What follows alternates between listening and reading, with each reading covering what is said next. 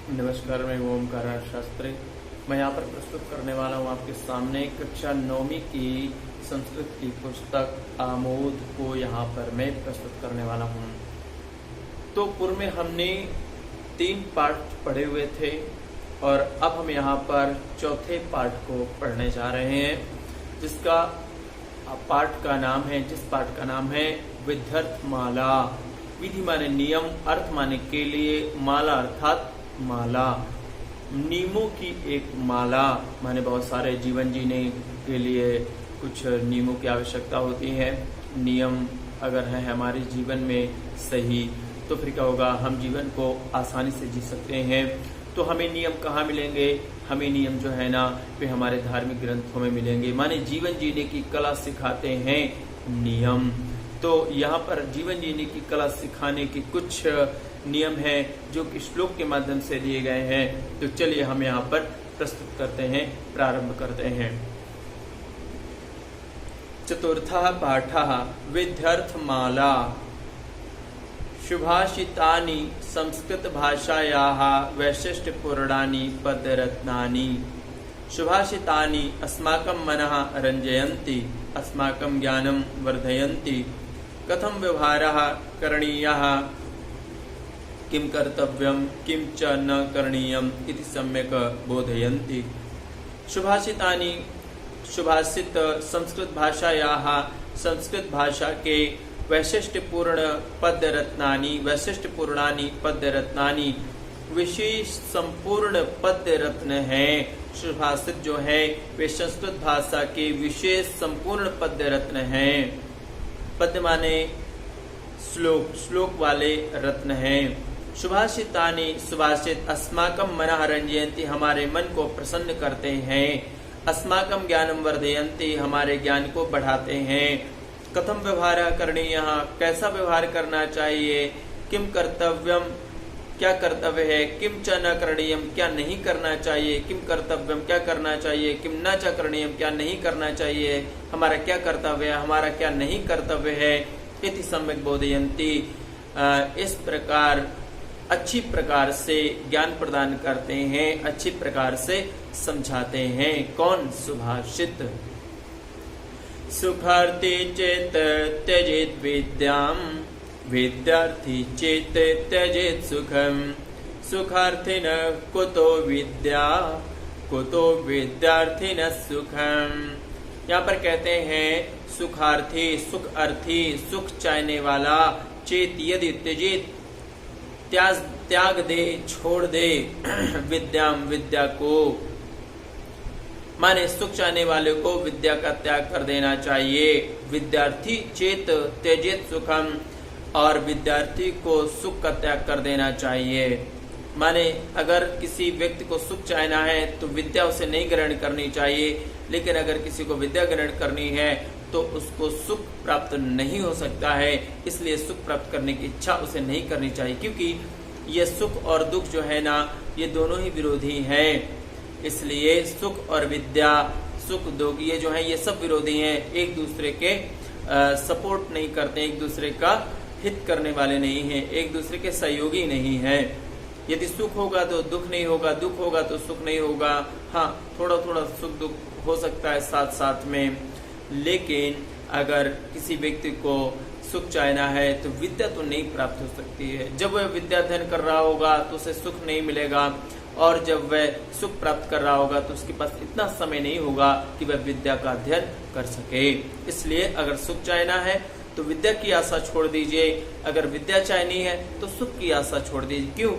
सुखार्थिनः कुतो विद्या, कुतो विद्यार्थिनः सुखम। सुख चाहने वालों को विद्या कहाँ, विद्यार्थिनः विद्यार्थी चाहने वाले को सुखम कुतः, सुख कहाँ। इसके बाद अगले श्लोक में कहते हैं दृष्टिपूतं न्यसेत् पादं, वस्त्रपूतं पिबेत् जलम। सत्यपूतं वदेत् वाणीं, मनःपूतं समाचरेत्। चलते समय देख देख करके कदम रखना चाहिए, देख देख करके कदम रखना चाहिए। वस्त्रपूतं पिबेत् जलम, और कपड़े से छान करके जल को पीना चाहिए। सत्यपूताम वदेत वाणी, सदा सत्य बोलना चाहिए, वाणी से सत्य का ही प्रचार प्रसार करना चाहिए, वाणी से सत्य को ही स्फुटित करना चाहिए, वाणी से सत्य को ही बोलना चाहिए। मनः पूतं समाचरेत, और मन से सत्य का ही आचरण करना चाहिए, मन की पवित्रता से ही आचरण करना चाहिए, मन की शुद्धता से ही आचरण करना चाहिए, व्यवहार करना चाहिए। उसके बाद कहते हैं धनमलब्धं कांक्षेत लब्धं रक्षेत प्रयत्नतः रक्षितं वर्धयेत् सम्यक वृद्धं तीर्थे सुनिक्षिपेत। धनम अलब्धम कांक्षेत, कह रहे हैं अलब्धम माने बड़ी कठिनता से धन को प्राप्त करना की इच्छा करनी चाहिए, कठिनता से मेहनत से धन को प्राप्त करने की इच्छा रखनी चाहिए, और जब धन प्राप्त हो जाए तो लब्धम रक्षित प्रयत्नतः, उसी धन की प्रयास पूर्वक बिल्कुल कोशिश के द्वारा उसकी रक्षा करनी चाहिए, अपनी सामर्थ्य के द्वारा उस धन की रक्षा करनी चाहिए। रक्षितम वर्धयेत् सम्यक, और रक्षित किए हुए धन को बढ़ाना चाहिए माने उसको किसी अच्छी जगह पर व्यय करना चाहिए, धन को लगाना चाहिए जिससे धन की वृद्धि हो।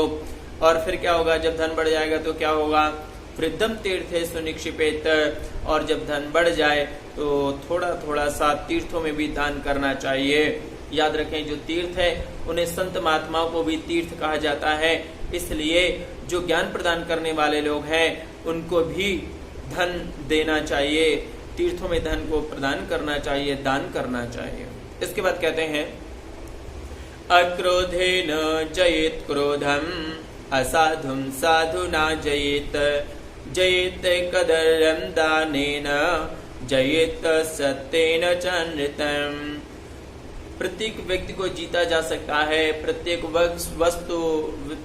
व्यक्ति वस्तु स्थान को जीता जा सकता है, लेकिन उसके लिए थोड़ा सा काम करना पड़ेगा। क्या काम करना पड़ेगा? कहते हैं क्रोध को भी जीता जा सकता है, असाधु पुरुष को भी जीता जा सकता है, दुष्ट पुरुष को भी जीता जा सकता है। कैसे? तो कहते हैं अक्रोधेन जयेत क्रोधम, माने शांति से प्राप्त की जा सकती विजय क्रोध पर। क्रोध व्यक्ति को शांति से जीता जा सकता है। और असाधुम साधुना जयेत, दुष्ट पुरुष को साधुता के द्वारा जीता जा सकता है, सज्जनता के द्वारा जीता जा सकता है। जयेत कदर्यम दानेन, और कह रहे हैं दान के द्वारा दरिद्रता को जीता जा सकता है। कोई व्यक्ति दरिद्र होता है, दान ही नहीं करता है, तो कहते हैं दरिद्रता जो होती है वह दान के द्वारा ही जीती जा सकती है। दानेन, दान से, कदर्यम, दरिद्रता को, दुख को जयेत जीता जा सकता है।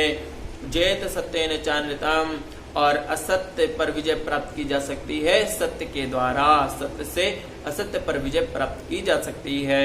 इसके बाद कहते हैं दुखे दुखाधिकान पश्येत् सुखे पश्येत् सुखाधिकान आत्मानं शोकहर्षाभ्याम शत्रुभ्यामिव नार्पयेत्। अच्छा, हम लोग के सामने जब दुख होता है तो हम कहते बड़े हम दुखी हैं, जो हमारे सामने सुख होता है तो हम बड़े सुखी हो जाते हैं। यहाँ पर कहते हैं दुखी दुखाधिकान पश्येत्, जब हमारे पास दुख हो, जब हमें किसी बात का दुख हो तो हमें हमेशा उस व्यक्ति को देखना चाहिए जो हमसे ज्यादा दुखी है। तुरंत अपने आप को दुखी नहीं मान लेना चाहिए, तुरंत दुख की शरण नहीं पहुंच जाना चाहिए। सुखी पश्चित सुखाधिकान, जब हमें प्रसन्नता हो, जब हम सुखी हो तो हमें तुरंत सुख के आवेश में सब कुछ भूल नहीं जाना चाहिए।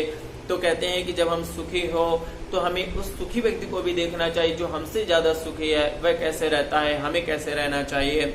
आत्मानं शोक हर्षाभ्याम, स्वयं को कभी भी जब हम शोक हर्ष में पड़ जाएं तो उनके समीप कभी भी शत्रु के जैसे आत्मसमर्पण नहीं करना चाहिए। शत्रुभ्यामिव नार्पयेत्, तो शत्रु के जैसे आत्मसमर्पण नहीं करना चाहिए। जिस प्रकार शत्रु के समीप कोई व्यक्ति आत्मसमर्पण करता है, सब कुछ हार चुका होता है तब आत्मसमर्पण करता है। तो यहाँ पर कहते हैं पहले देखिए, उसके बाद जब आपको नहीं लगे तब आत्मसमर्पण करना चाहिए। तो कहते हैं कि यहाँ पर आत्मसमर्पण करने वाली कोई बात ही नहीं, तुरंत दुखी नहीं होना चाहिए, तुरंत सुखी नहीं होना चाहिए। क्यों? क्योंकि हमसे भी दुखी कोई और है, उसको देखिए। हमसे भी सुखी कोई और है, उसको देखना चाहिए। तुरंत ना तो दुखी होना चाहिए, ना तुरंत सुखी होना चाहिए। यहाँ पर इसी चीज को दिखाया गया है। अब आगे कहते हैं प्रत्यहम प्रत्यवेक्षेत नरश्चरितमात्मनः किन्नु मे पशुभिस्तुल्यं किन्नु सत्पुरुषैरिते। प्रत्यहम प्रत्यवेक्षत नरश्चरितमात्मनः।